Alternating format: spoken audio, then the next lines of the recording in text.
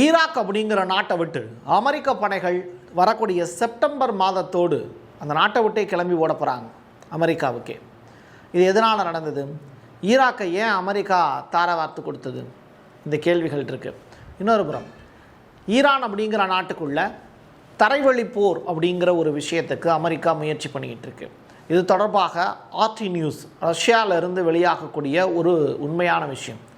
Bahrain, Kuwait, Jordan, UAE இந்த நாடுகளெல்லாம் பந்தாடிக்கிட்டு இருக்காங்க Iran. என்ன நடந்துக்கிட்டு இருக்கு அப்படிங்கிற டீட்டெயில் ரிப்போர்ட், அதைத்தான் நம்ம இப்போ பேச போகிறோம்.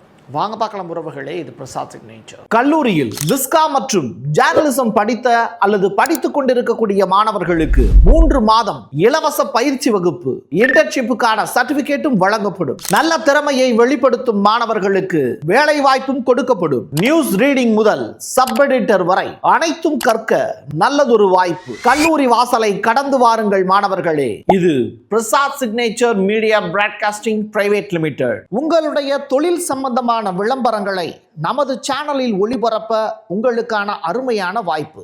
கிளஸ்டர் அப்படிங்கிற ஏவுகணை, அதாவது முழுக்க இந்த குண்டுகளாக இருக்கும், கொத்து குண்டுகளாக இருக்கும்.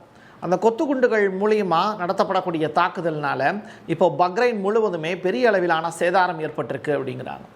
கடந்த பிப்ரவரி மாதம் 28ஆம் தேதி அயத்துல்லா அலி கமேனி அவர்களுடைய மரணத்திற்கு பிறகு மார்ச் மாதமும் ஏப்ரல் மாதத்தினுடைய முதல் 15 நாட்கள் நடந்த போரில் இந்த கிளஸ்டர் பாம்பினுடைய வேலை அப்படிங்கிறது அமெரிக்காவுக்கு பெரிய நெருக்கடி தந்தது. யூஎஸ் பேஸில் இருக்கக்கூடிய மற்ற தளங்கள் மீது அட்டாக் நடத்தினது இதே கிளஸ்டர் பாம்பை வச்சு தான். ஆக மொத்தத்தில் இங்கே ஒரு பெரிய வான வேடிக்கை ஒன்று காமிச்சுக்கிட்டு இருக்காங்க ஈரான். பக்ரைனுடைய அரசு இந்திய ரூபாயில் பார்த்திங்கன்னா இங்கே 1 ரூபானா அங்கே 200 ரூபாய், அந்த அளவிற்கு ஒரு பெரிய சாம்ராஜ்யத்தை இன்றைக்கி ஈரான் அடித்து உடச்சிக்கிட்டு இருக்காங்க. ஈராக் மேலே அமெரிக்கா போர் தொடுத்தது அப்படிங்கிற வரலாறுலாம் நீங்கள் படித்து பார்த்துருப்பீங்க, செய்திகளாகவும் பார்த்துருப்பீங்க. பட் ஈராக்கினுடைய புதிய பிரதமரை அமெரிக்காவில் ட்ரம்ப் அவர்கள் நேரடியாக சந்தித்து அவரோட அளவலாவி மகிழ்ந்திருக்கிறார். அது மட்டும் கிடையாது, இப்படி ஒரு பிரதமரை நான் இதுவரை சந்தித்ததே இல்லை, மிகவும் சிறந்தவர், சிறந்த மனிதர், நல்ல உழைப்பாளி அப்படின்னு சொல்லி ஈராக்கினுடைய பிரதமருக்கு அவர் ரொம்ப பெரிய அளவில் தூபம் போட்டுக்கிட்டு இருக்காரு. பதிலுக்கு ஈராக்கினுடைய பிரதமர் ட்ரம்ப்பை புகழ்வார் அப்படின்னு சொல்லி பார்த்தா வரக்கூடிய செப்டம்பர் மாதத்துக்குள்ளே நீங்கள் எங்கள் ஊரை விட்டு காலி பண்ணிடுங்க அப்படின்னு சொல்கிறாங்க. யூஎஸ் பேஸ் நிறையா ஈராக்கில் இருக்குது. இது ஈரானுக்கு பிடிக்கல. ஈரானுக்கும் ஈராக்குக்கு இடையில நல்ல டைப் இருக்குது. இப்படிப்பட்ட சுச்சுவேஷனில் அமெரிக்காவுக்கு நெருக்கடி கொடுக்கக்கூடிய விதமாக ஈராக்கினுடைய பிரதமர் அமெரிக்காவுக்கே போய் செப்டம்பர் தான் உனக்கு லாஸ்ட் டேட் அப்படின்னு சொல்லி எச்சரிக்கை விடுக்கக்கூடிய அளவுக்கு வளர்ந்துருக்கு ஈரான். இது ரொம்ப பெரிய அளவில் பாராட்டத்தகுந்த ஒரு விஷயம். ஈராக்கினுடைய பாக்தாத் மீண்டும் செல்வாக்கு பெற்று கொண்டிருக்கிறது அப்படிங்கிறது தான் இதன் மூலியம். செக்யூரிட்டி இண்டஸ்ட்ரி ரெகுலாரிட்டி ஏஜென்சி, அதாவது SIRA அப்படிங்கிற அந்த இயக்கம் தொடங்கி இருக்கக்கூடிய ஒரு முக்கியமான விஷயம் தேங்க்யூ UAE அப்படிங்கிற அந்த வாசகம் தான். இதை மையப்படுத்தி 136 நாடுகளைச் சேர்ந்த 4,54,643 பேர் இந்த அமீரகம் அப்படிங்கிற அந்த நாட்டுக்கு நன்றி தெரிவிக்கக்கூடிய நிகழ்வுகள் அரங்கேறுது.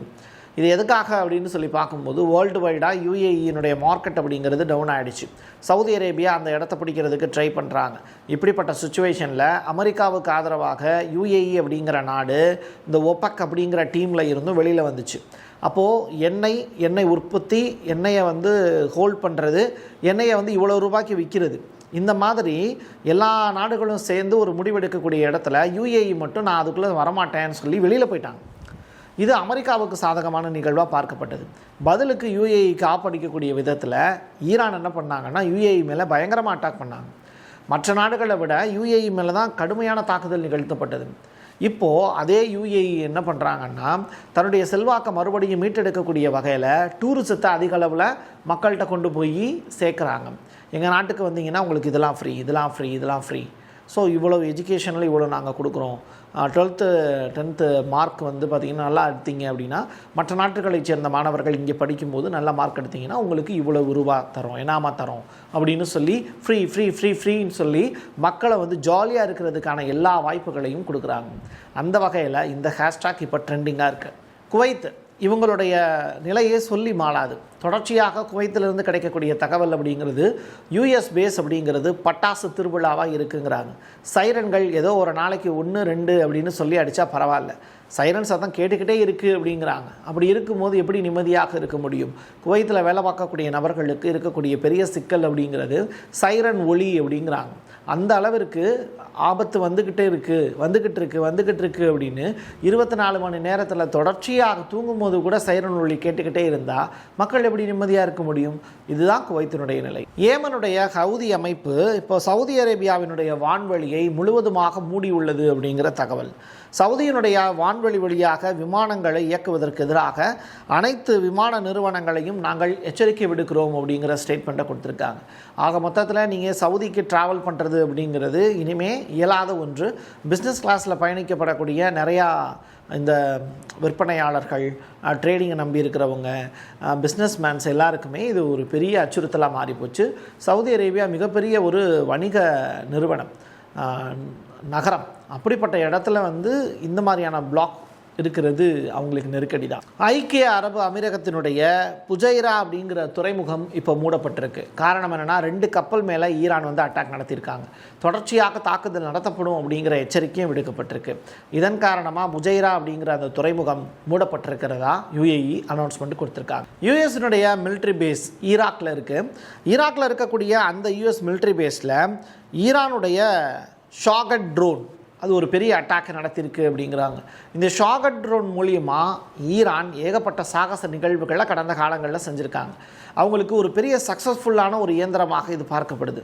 அப்படிப்பட்ட இந்த இயந்திர மிசைலை வச்சு விளாண்டுக்கிட்டு இருக்காங்க ஈராக்கில். வால் ஸ்ட்ரீட் ஜேர்னல் இப்போ ஒரு முக்கியமான ஸ்டேட்மெண்ட் ஒன்று கொடுக்குறாங்க. அதாவது நம்முடைய பத்திரிகையிலேருந்து வெளியாகக்கூடிய முக்கியமான செய்தி என்னென்னா, அமெரிக்காவில் இருந்து தரைப்படை அப்படிங்கிறது மிடில் ஈஸ்ட் பக்கம் ஏகப்பட்ட பேரை இறக்கிட்டோம். இப்போது அவங்கள ஈரானுக்குள்ளே இறக்க வேண்டியது மட்டும்தான் பாக்கி.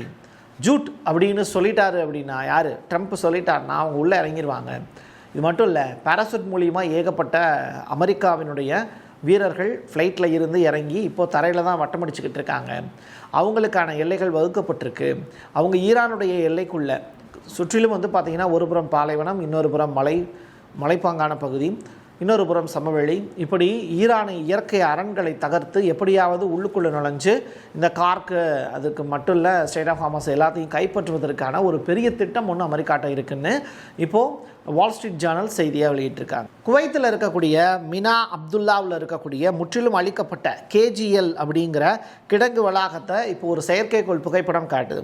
அதாவது மேற்கு ஆசியாவில் அமெரிக்கா இராணுவத்தினுடைய முக்கிய தளவாடங்கள் மற்றும் ஆதரவு மையங்களை ஈரான் முழுமையாக டிஸ்ட்ராய் பண்ணிடுச்சு அப்படிங்கிற தகவல். US பேஸ் எந்தெந்த இடங்கள்லாம் இருக்கோ அதெல்லாம் தேர்வு செய்து இப்போது பக்கத்தில் இருக்கக்கூடிய இடங்கள் எல்லாத்தையுமே ஈரான் அடிச்சு நொறுக்கிறாங்க. காரணம் என்னென்னா அவ்வளவு வெறி. ஸோ இதுதான் இங்கே நடந்துக்கிட்டு இருக்கக்கூடிய உண்மையான நிலவரங்கள்.